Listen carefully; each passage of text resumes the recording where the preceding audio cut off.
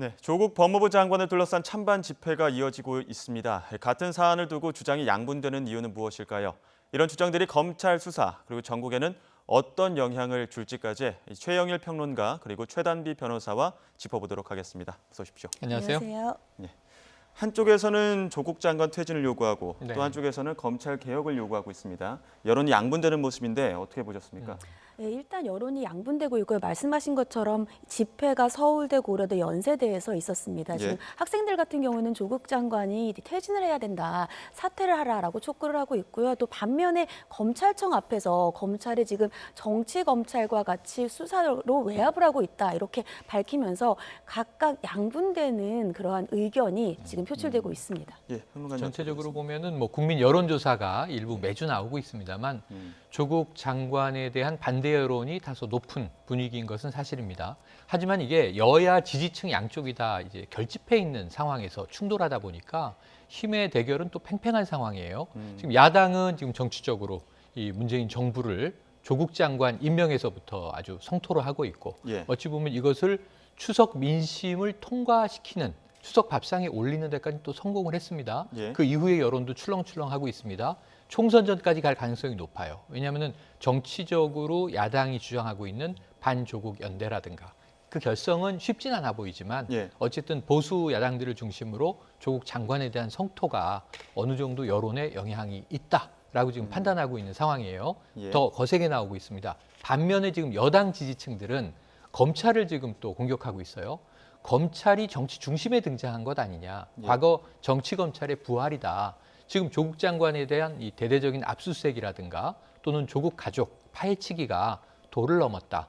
이 역대 이러한 이 수사는 존재하지 않았던 것 아니냐. 그러면 예. 결국은 그 이면에는 검찰이 이 사법개혁에 반대하는 기류가 윤석열 총장을 필두로 해서 지금 이 조국 장관 가족 수사에 작동하고 있는 것은 아니냐.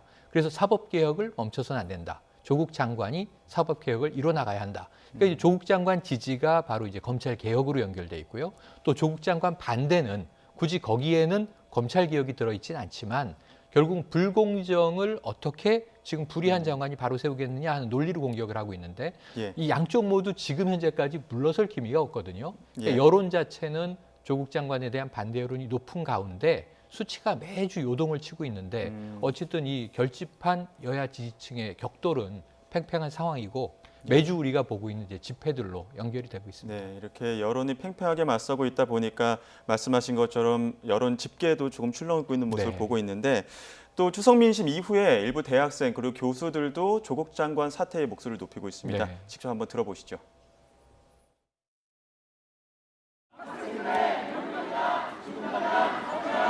지금까지 제기된 수많은 문제들만으로도 이미 장관직에 올라있던 분이 내려오기에도 충분했던 일이었으나 이분은 이 흐름을 역행하여 장관 자리에 올랐습니다.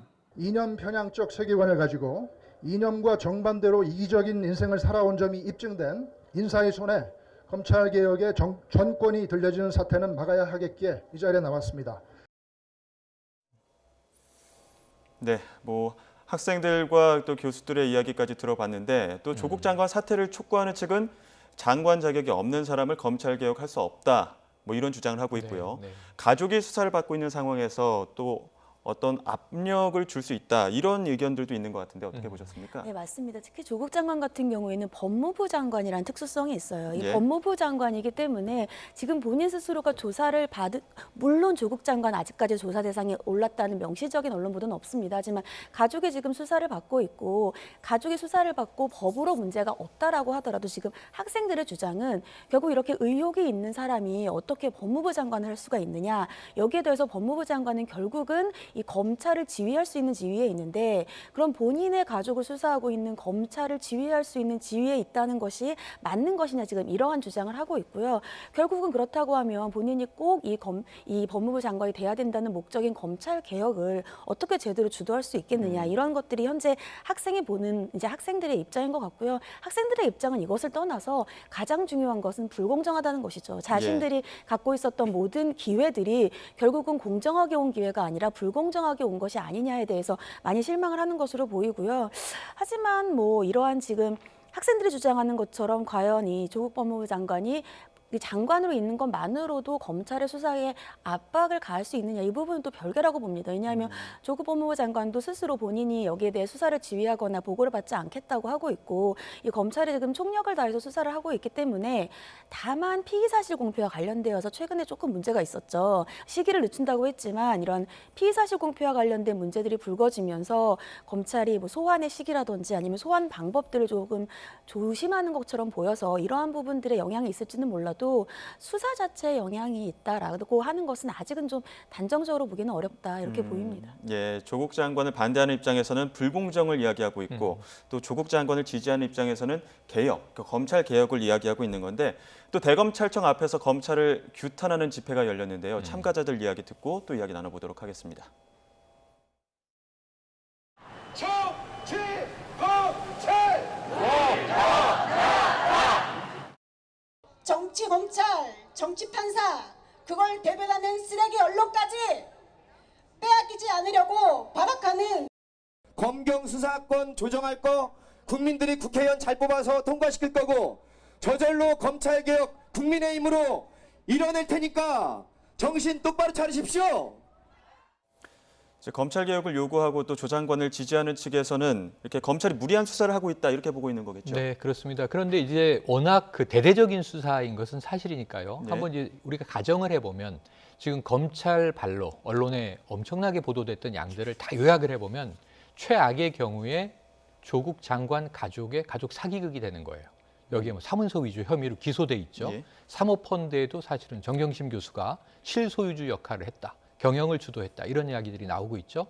여러 가지 정황들을 다 묶어서 그 정황이 모두 다 팩트라고 전제하면 가족 사기극인 겁니다. 딸의 어떤 뭐 특혜 진학과 그리고 예. 이제 가족들의 재테크를 위한.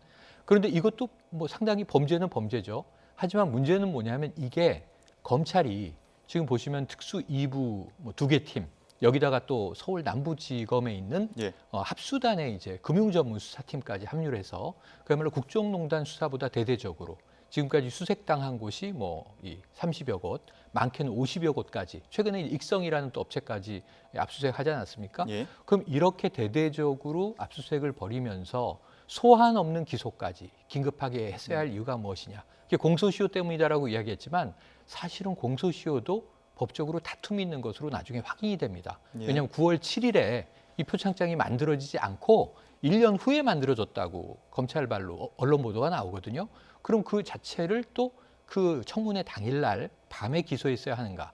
거기다 또 이제 이 피고인이 된 이제 정경심 교수는 소환 한 번 없는 아주 이례적인 기소였단 말이죠. 이런 면에서 검찰에 저희가 있다.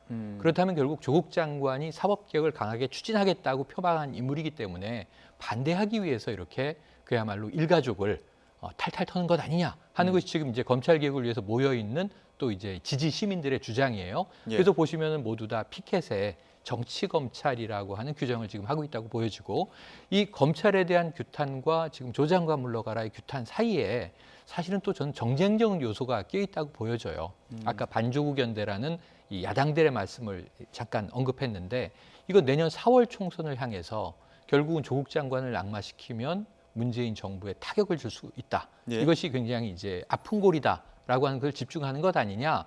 그러다 보니까 또 아주 이상한 진위 논란이 벌어지는 게, 아까 대학생들의 전 촛불 집회에는 그 불공정에 대한 순수성이 있다고 봅니다. 예. 그런데 이제 여기에 대해서도 또 20대의 어떤 좀 보수화, 정치 편향, 여기에 대한 비판들이 나와요. 예. 이건 조금 우리가 이제 따로 다툴 문제가 되겠습니다만, 3,300여 명의 교수들의 시국 선언, 예. 이 문제는 이 3,300여 명을 정교협이라고 하는 곳에서 이제 명단 발표를 했는데, 그 안에 익명의 교수들도 있고, 사실은 지금 폐교한 학교의 교수도 들어있고요. 예. 존재하지 않는 대학의 이 교수 이름도 있습니다. 예. 이러다 보니까 그 순수성 자체가 또 훼손되고 있는 상황이에요.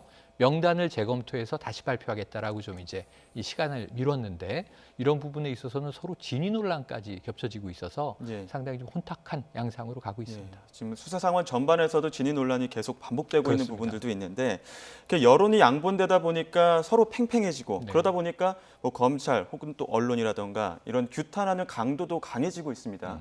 이런 강해진 규탄 목소리가 과연 검찰 수사 그리고 전국에 어떤 영향을 미칠 것이라고 보십니까? 일단 검찰 수사에는 지금 이 반대하는 입장이 검찰 수사가 너무 과한 수사라는 거예요.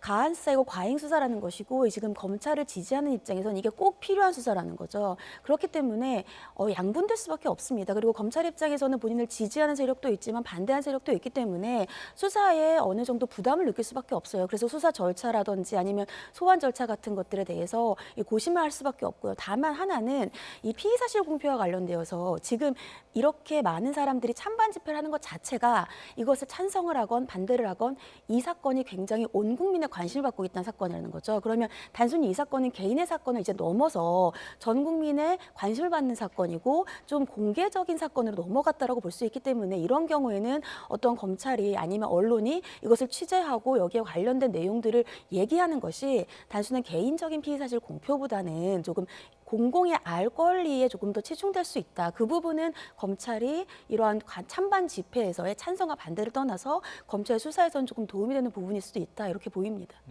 예.